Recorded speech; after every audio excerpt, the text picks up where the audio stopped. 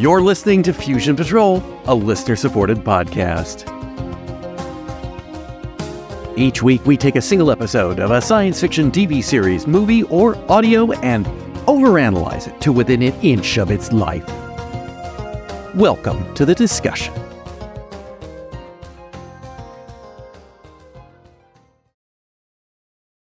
Hello and welcome to another episode of Fusion Patrol. I'm Eugene. And I'm John.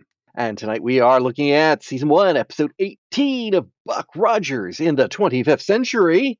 The episode entitled, Twiki is Missing. Our prayers have been answered. No, that would be, the show is missing.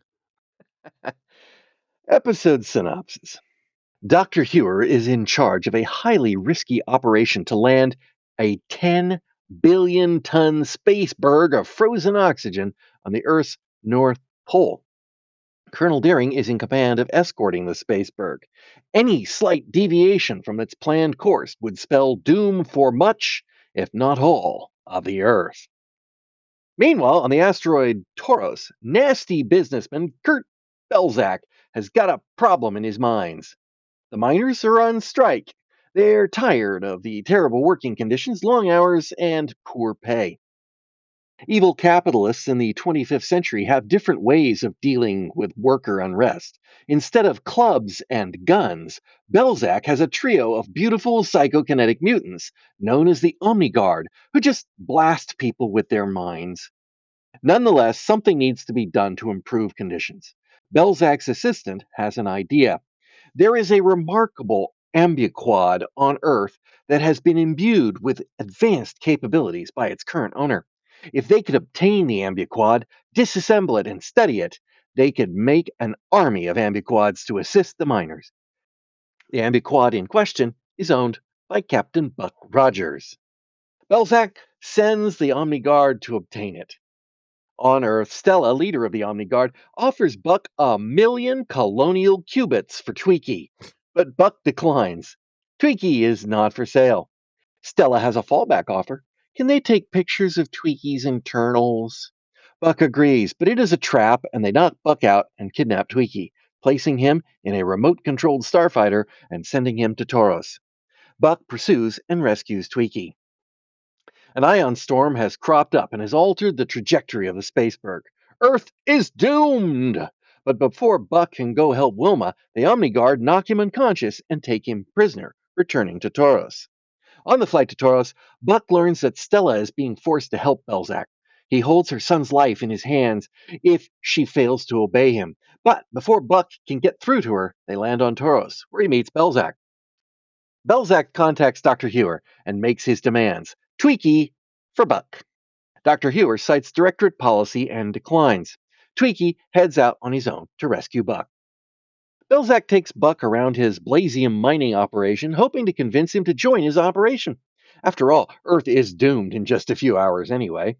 Buck gets a crash course in Blazium, which is a great outer space explosive, and then finds out that Twiki has arrived and been captured immediately.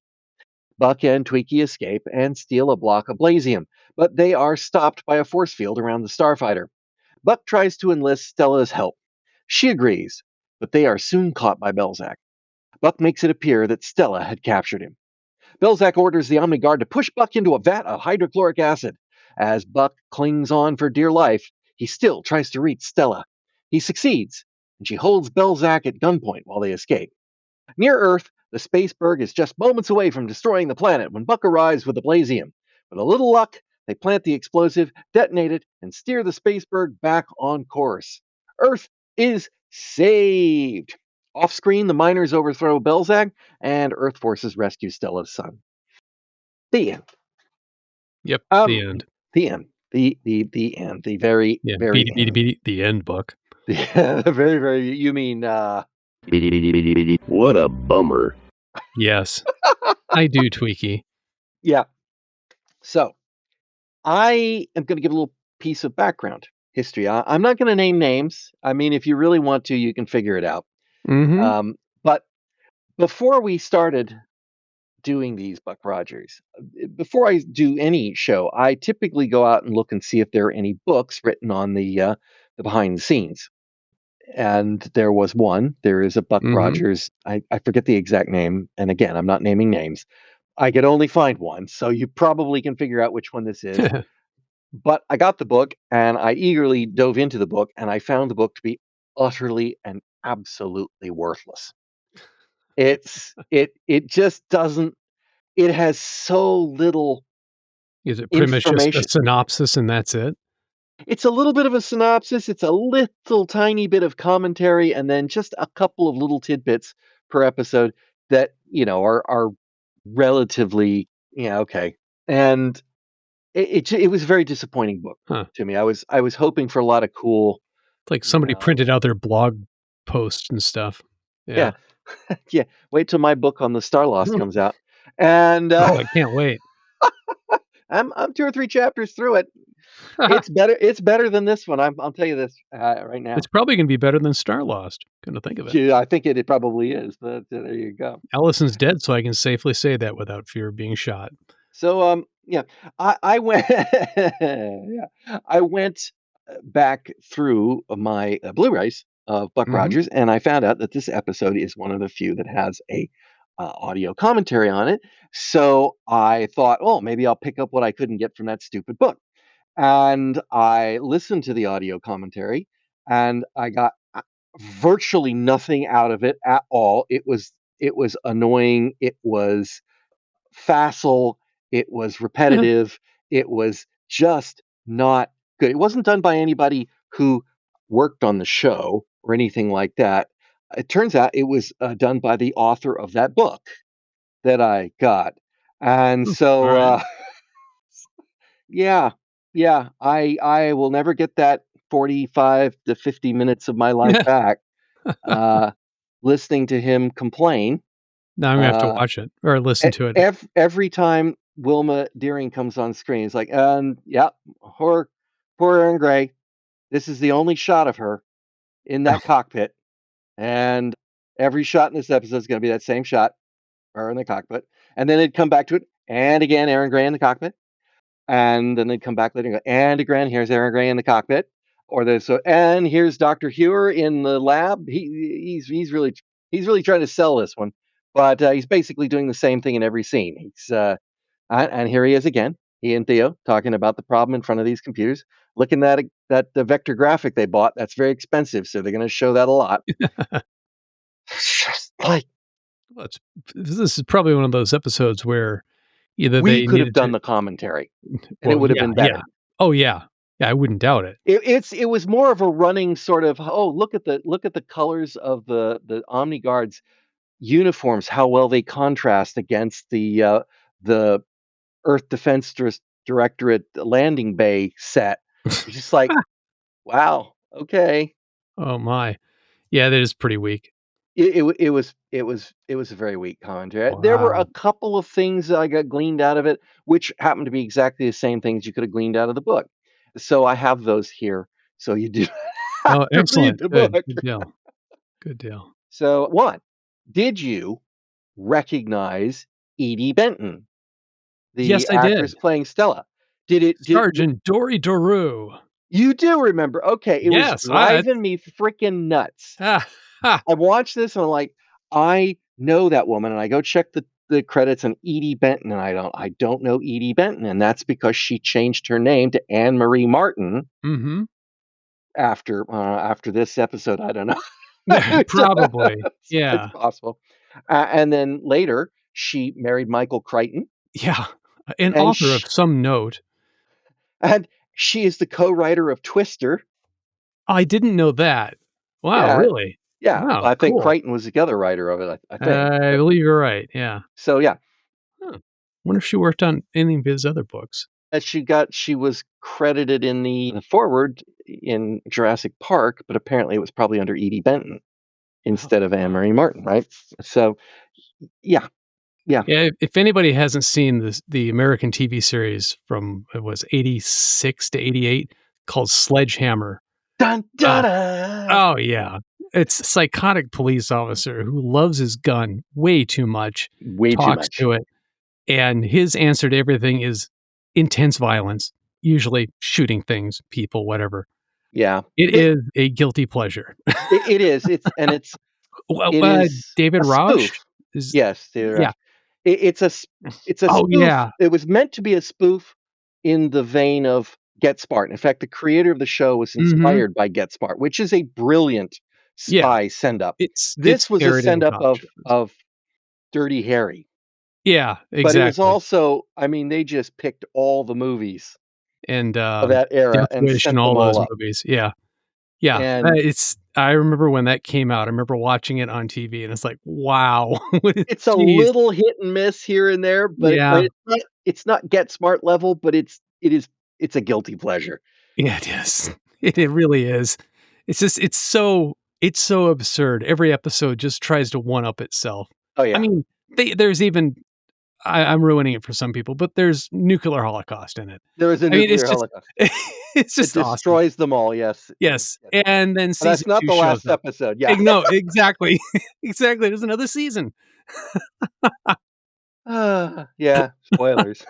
Yeah, Well, there it's you worth go. it. It's not Anyway, so back to Buck Mhm. Yeah, oh, Rogers. yeah, yes, of course, we're very serious about Buck Rogers here, We yes. are very serious about Buck Rogers. So, one thing that was, again, pulled out of the commentary, which I wouldn't have known and, staggers my mind, is that Paul King, vice president of series at NBC, wrote a letter to Bruce Lansbury, producer, and Right. he said, you know, you're not using a couple of your major characters, Twiki and Dr. Theopolis. And Twiki is our most popular character. So Yeah, well, we want more Twiki. oh my. So this is the first Twiki centric episode of Buck Rogers, Yep, possibly as a direct result of that. interesting. I hated Twiki even when I was a kid. Oh, I love Twiki. I used to in fact, I still have the little it's like 2 or 3-inch action figure. Really? It's fallen apart. The rubber band inside of it broke years ago, but I still have it in a little Ziploc baggie, which, it's like, "Oh, that's a project I'll finish one day." Yep, yep.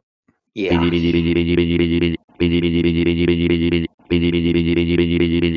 There we Yeah, go. exactly, yeah. Yeah. Yeah, I I thought didn't that was gonna be, beady, beady, beady, beat. That's pitiful, Buck. we have to keep our choices down. Yeah, yeah. We're okay. So let's see which storyline do we want to take first? The Spaceberg or the I got on the some numbers on ground? Spaceberg if you wanna go on that one first. Let's go with the Spaceberg then. I also have some numbers, although didn't have a lot of time to proof them. So Mhm. so what do you got on our 10 billion tons of oxygen at Yeah, let's see, Spaceberg? 10 billion tons of oxygen is a rough cube about 11.4 kilometers on a face. That would Okay. definitely, ruin your day if it re-entered the atmosphere at any velocity. I worked it out as being approximately 6,700 cubic kilometers. So whatever that is, Uh, I don't know. And I wasn't sure yeah, I don't know how it well because you well, sent me a site that calculated like cubic feet. It's like 241 trillion cubic feet. yeah, I eventually Is went that with, liquid or is that I went from with, solid oxygen is like 1.14 grams per cubic centimeter, mm, and just did multiplication after that. It's a big chunk of something. it's a That's all big it is. chunk. It Yeah. is a big chunk of something. But it is not, unless my numbers are way off, which they very well may be, but it's like our atmosphere, our the Earth's atmosphere is 4.2 billion cubic kilometers. Yeah, I think Yes. they would need a lot of these to do This is much. like 0.00007% of the oxygen in our atmosphere, or we'll Right, be not counting the adding. nitrogen. Yeah, yeah. I Then you take that down to our atmosphere is only 21. That's 882 million cubic kilos of oxygen in our Mhm. atmosphere. And then this would be like the 0.0007% of that. So I mean you'd be adding a small amount. And let's face it, that's few of those. They've done a few of them, and I just can't quite understand how you could land a block of rock, which is what ice is basically, Yeah. on the North Pole without having the exact same result of landing an asteroid made of iron or anything else of that size on the North Pole. They said that it was going through a frictionless corridor. So that's good and bad. I was gonna say Good that just makes because it it's slide in faster, right? yeah, good because it's not gonna Lubricated. boil anything off. Bad because it's gonna lose 0 velocity when it actually impacts the ice or the water that's up there. So, yeah, they would have to have some way to catch it and guide it in place. Yeah. Yep. If not, it's gonna be a big flash of light, and you don't wanna be around for the consequences on that. Yeah. Yeah. But, they think then again, this is what, 1980?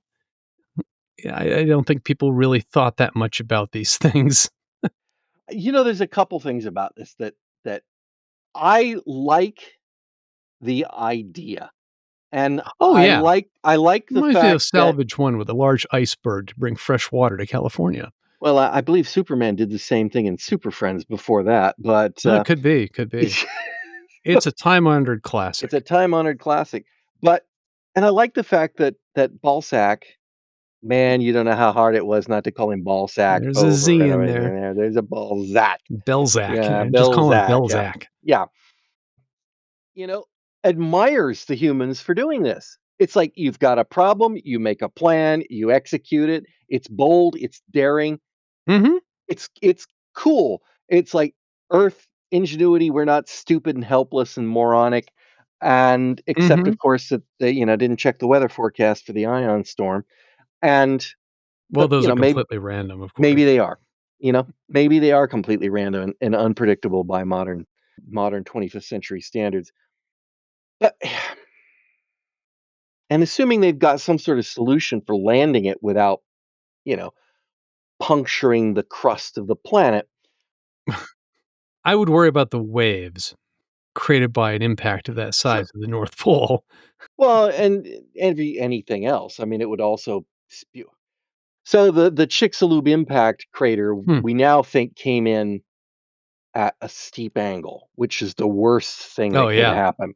Yeah. But that's the shock waves, that's the tsunamis, and then the ash cloud, and Mhm. that would just the vaporization of the crust and the ocean. And oh yeah, Think it about how was big was that? not anywhere near quarter mile, maybe. Oh, really? Oh, so this is a planetary Oh, extinction event. this is definitely the end of the planet Well, as alright, then the story got that right. if they missed. But the question is, Exactly. how do they make it not do it in the other circumstances? And that question has a corollary. It sounds to me like they have a way to catch it. Yes. Yeah, a very, very large hammock. Okay. Yes. Also, it sounds to me like they had to have some way to get it onto Mhm. the trajectory they wanted it in the first place, too.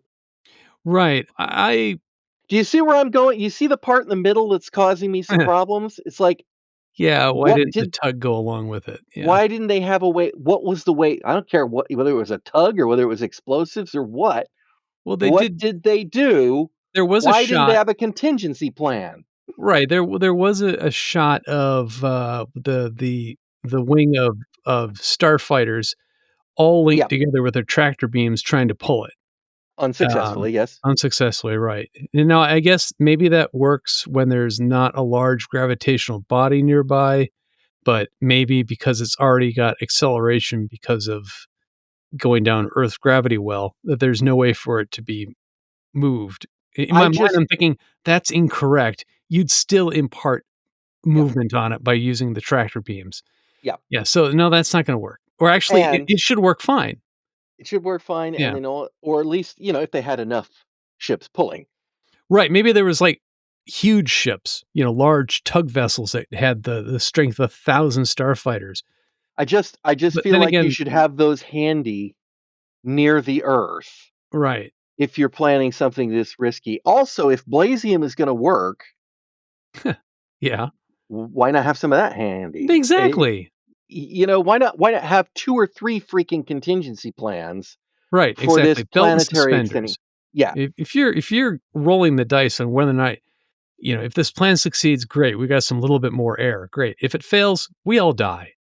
Yeah, you wanna have some backups Mhm. on Yes. that. You definitely Yeah. wanna have some backups on that. Maybe this was something they thought of, like, a couple months before, and they just were, the first 3 were fine, and they figured, "Oh, the next one would be great. Let's just do it."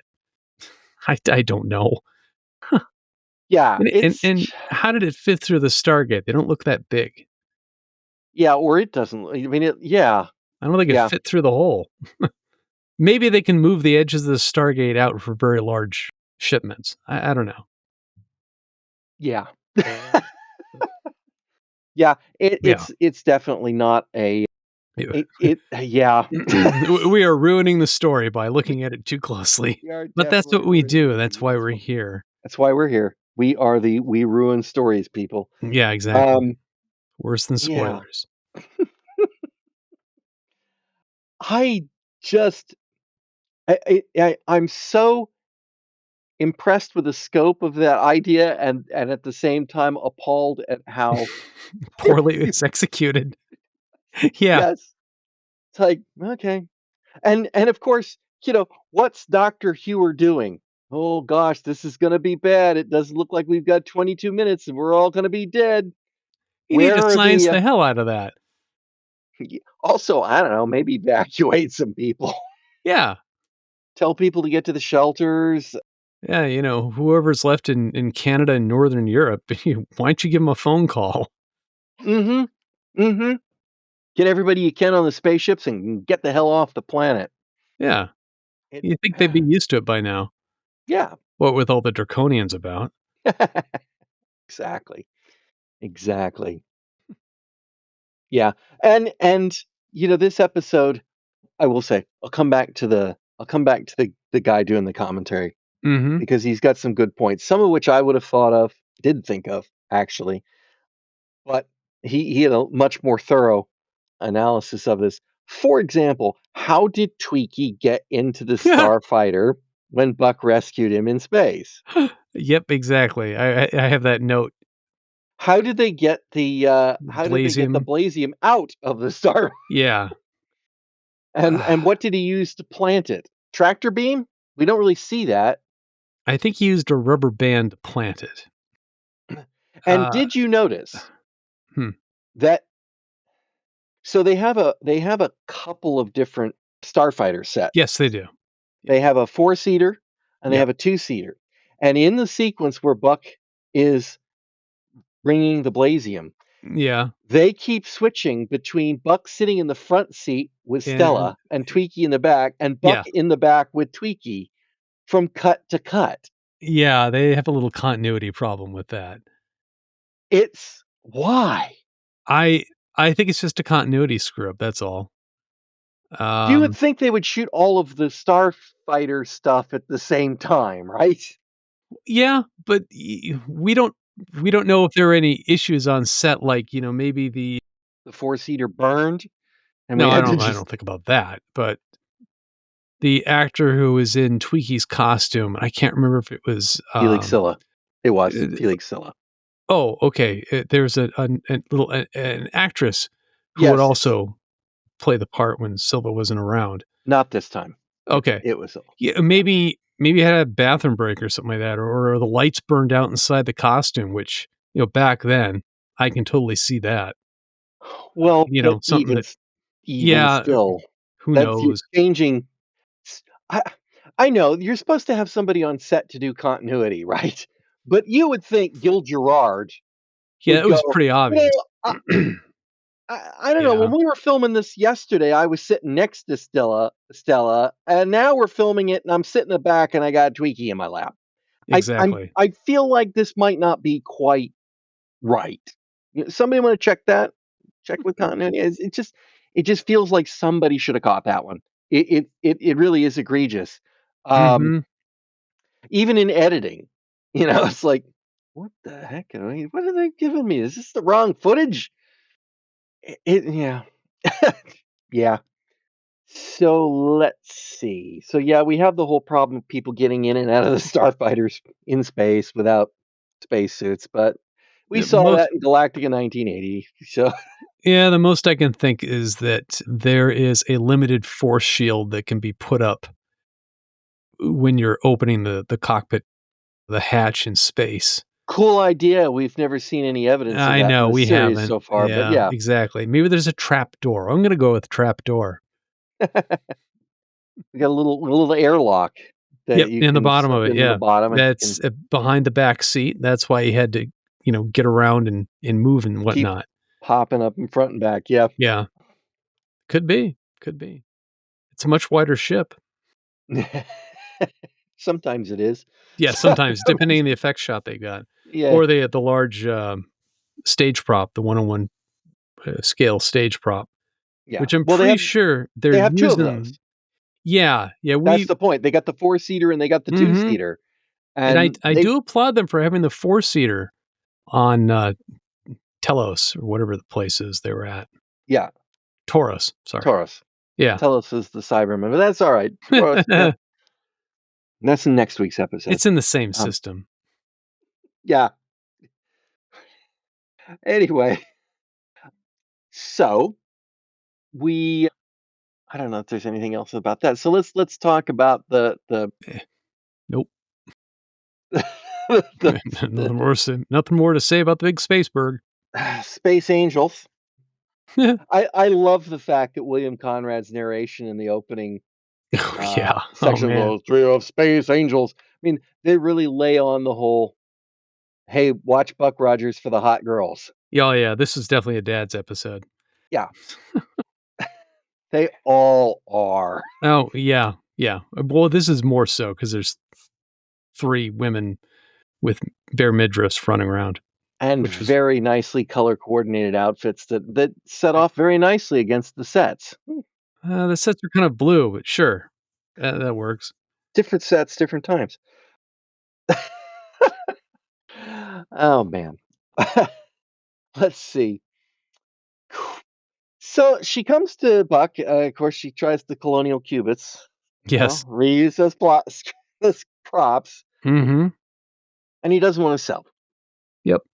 Okay, I can kind of see that because we are told in the movie, at least the creatures like Dr. Theopolis Mhm. were basically created and programmed by the other computers. They themselves are a species of self-replicating Yeah, they're creatures. sentient mechanical creatures, yeah. I always thought Twiki fell in that category too.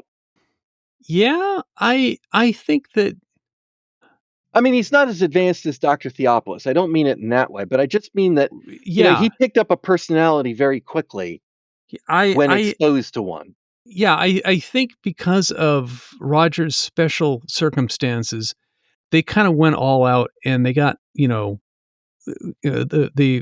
Twiki Plus model. The N22 stroke 23T isn't your run of the mill ambiquad. It's got some power under the hood. It's a real sleeper. You see that and it's like, oh, you're not gonna beat me off the line, and it just toasts you, leaves you in the dust. Yes, I think that it's got some special programming that the other And I don't computer think it's creature. I Buck. don't. I don't think it's Buck that's done the modifications to him, which is what the people on Tauros think. Yeah, we never see it, but I kind of suspect that maybe they did some analysis of Buck. And I want to say they read his mind. Obviously, they can do that in this I'm gonna era. say that they quite possibly may have Yeah, used the mind probe. What? right, right, and they No, not the mind probe. yes, the mind probe. Yeah, so there is a lot more of Buck and Twiki than you'd think. Oh, I'm just gonna let that sit there. Whatever. yeah, just leave that one out there. Yeah, it's like a Uh, mechanical brother. yeah, yeah. So yeah, I totally understand why he would not want to have his buddy Xeroxed and made into slaves. Well, he doesn't know that's what they're gonna do with it, but I mean, Well, I up mean, a front, he just copy of it. doesn't wanna give Yeah, up doesn't he wanna just give 'em doesn't up. wanna give him up, and, Mhm. you know, I wouldn't he wouldn't have to be my best pal for me not wanting to necessarily give it up. Well, certainly certain number of qubits, maybe, but, if you think of Twiki like a pet, if somebody came and offered you $1,000,000 for your cat, would you give him over? Ooh, I boy, It's like, depends on how man. annoying the cat is that day. Oh. Around Christmas time when it's knocking all the damn ornaments off the tree, it's out of here for 10,000. I don't know, that's a tough one.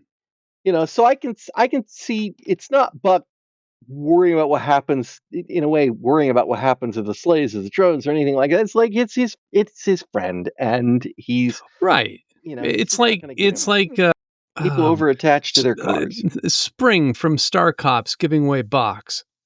Yeah, I don't see that happening. I mean, even if, somebody gave him $1,000,000 or $1,000,000,000 or whatever is expensive in that future, I don't see it happening. yeah. And That no, I don't think I'd sell my cat, as irrational as that may sound. yeah, it does. I don't know if I'd sell the dogs either for that kind of money, but on the other hand, they're not gonna live forever. So, if your dog was 15 years old, you're like, Mhm. you've had a good life. Um, No, no, they're my willing to cat's pay me $1,000,000. Maybe they'll take good care of you. And yeah. yeah. Yeah, I don't Anyhow, know. do you think though that it would be possible? I mean, Twiki is still ultimately a machine. Mhm. Shouldn't it be possible to Mhm. back him up Yeah. and clone him? Or if they did disassemble him, Just maybe, put him back together after you're done looking right, at the and parts? well, make a backup and take that backup and then generalize it, get rid of the special bits, and, What is it? What is it I don't about know. Twiki that Maybe it is doesn't work different? like that. It's the programming. Surely it's the patterns of It's the large code in language him. model. And why does disassembling him physically even facilitate that? I mean, I get it. It's 1980s. They did, you know. Yeah, then Although I'm understandable. I'm having trouble picturing Buck doing the programming because he probably only knows Turbo Pascal, Oh, and if that. Boy, jeez. He looks so like a Fortran man to me. I I resemble don't that remark. Yes, you do. It's one of my first programming languages was Fortran and COBOL There you go. and RPG. Yes. Yeah. Um, I no, I don't think that Buck ever actually, like, plugged a keyboard into Twiki and started typing away or anything like that. I think it just learned from him, and I think that mind meld actually did happen. It had to have, or something like that. Yeah, I don't. And maybe they're uh, maybe you can't separate that spark of mechanical uniqueness from the machines. You have to copy the whole thing over. I mean, because it's obvious you can make copies of it because that's what Belzac wants to do. Yeah. He wants to, make 1,000 of them and get rid of all the human workers. Did he want to do that, or did he want to pair them with the human workers? Actually, yeah, he wanted to pair them with them so they could do the dangerous stuff. So it's like, okay, his reasoning is actually kind of Well, humane. no, wait a minute. Now, You could look at it that way, I no, other I'm than s- the I'm fact that they're seriously sentient asking about creatures. that question. I was thinking it was his assistant that said the words "pair them with the Mm, miners," but I'm not yes. 100% sure there. Yeah, and then he But fired the assistant, right? well, no, then he just called the Omni Guard and sent them off.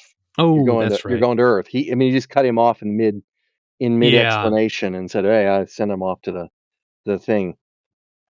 So, yeah. So, okay, we do see him dealing with the union leader, Mhm. and he calls out the Omni Guard, and they Yes. they blast him around the room. Now, why is that any superior to just having the 15 goons he had in the room? beat him up. The mystique and the prestige of having paranormals that can throw people around the room with their minds. I I don't know. see. I see. Okay. Okay. They're used for, according to the union leader, they rule through cruelty and Right, to harshness or put whatever. down riots and whatnot. It's like, okay. Hmm. Also, the guys with the guns and the clubs could do that I just, would yeah, just exactly. I as would well. think that would be a lot simpler. It would, and probably not as prone to, hey, we need all three girls and they need to stand still and do they need all three girls? Does Stella have any power on her own? It doesn't appear that she does. Then how do you find out that Well, you it have a power that maybe combines with two others? maybe she can do something simple like light a candle or, knock a domino over at 20 feet, but it's only when you mix She it with the she other 2, then they really have a lot of power. she took the force field down. Oh, yeah, that's right, she did do that, never mind. She took the force field down, that's right. Yeah, I so was she thinking can because she manipulate grabbed a that. gun and held it on Balzac, Mhm. Yeah, that Belzac, guy. Yeah. and, yeah, and he okay, so do you get the impression that the Omni Guard have done things that have escalated to the level of, say, killing people? Yeah, I get the feeling that's probably happened, yeah. That feels like that happens to me. So, if Belzac is holding something over on the 3 Omni Guard people and Belzac is standing near the acid vats, I know. feels to me like the problem's easily solved. Maybe it's one of those things where, if I ever die, then all of the things I have against you will happen. It will, your kid will die, your family will be destroyed, and the pictures will get published. I don't know. Maybe, one of those things. Which still, Maybe? it's like, you know what? Tough. I'm going to risk it. Bye bye. Yeah. Yeah, particularly in that particular instance. Now, I know we don't want people to think Stella is a killer, but they basically are saying that Stella was a killer, Mm-hmm. doing the job for Elsa. I guess when she's free, she can no longer be a killer because that's, then that's a character flaw. Yeah, and It's it's probably a standards and practices thing. it's Um, it's part of the henchman's guild. If you can only once kill on you're direct orders of the bad guy, but once you're exactly, good, you can't yeah, do that. And we because you're didn't just show it, following so orders. yeah. Yep. Mm-hmm. Blazium, cute name for an explosive. Yeah, I like it. That's very 1930s Buck Rogers, if you ask me. That is very, very Buck Yeah, Rogers. I have no notes about Blazium. Other than looks like styrofoam. I appreciate the we've got all this explosives here, and Buck's like, ooh, and the guy just chucks a clunk at him.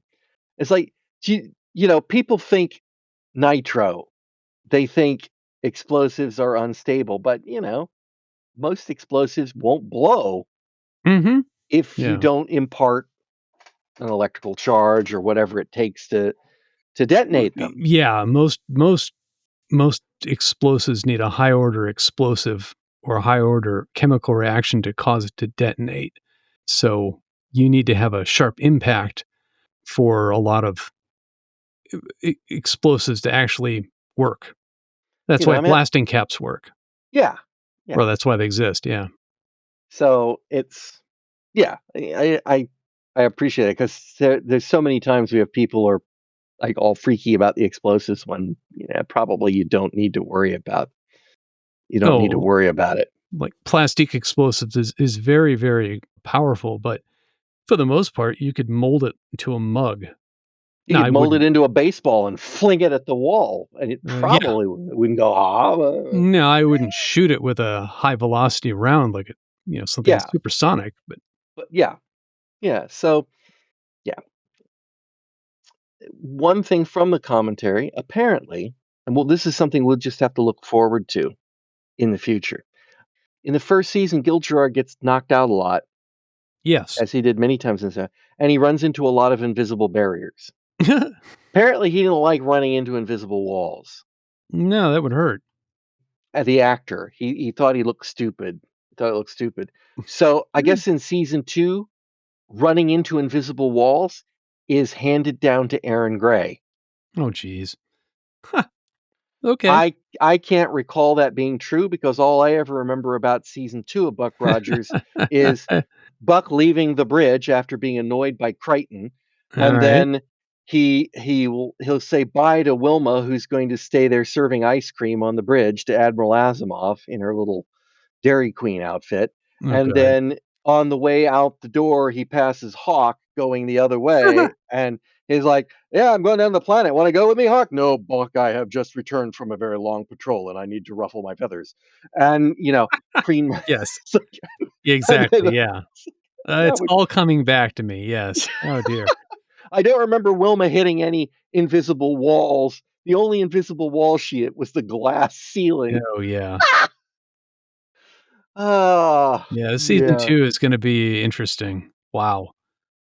We might be able to do them all in one episode.